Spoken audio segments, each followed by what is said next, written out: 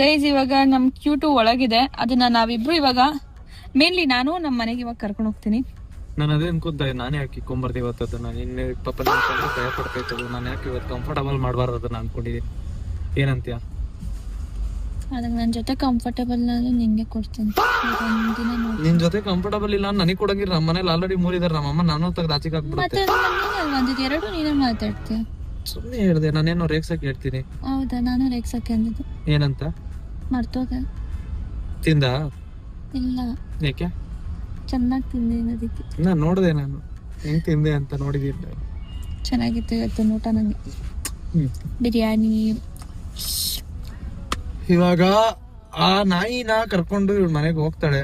Don't call it ನಾಯಿ. ಏನಂತ ಕರಿಬೇಕು? ನಿನ್ ಮಗ ಅಂತ ಕರಿಬೇಕು. ಅದಕ್ಕೆ ಹೆಸರು ಇಟ್ಟಿಲ್ಲ ನಾವು. ಅದೇ ಸೋನು ಅಂತ ಇವಾಗ ಫಸ್ಟ್ ಇಟ್ಟಿರ್ತೀವಿ, ಜನರು ಡಿಸೈಡ್ ಮಾಡ್ತಾರೆ ಏನ್ ಹೆಸರು. ಹಂದಿ ಅಂತ ಹೆಸರು ಇಟ್ಬಿಟ್ರೆ ಹೆಂಗಿರುತ್ತೆ?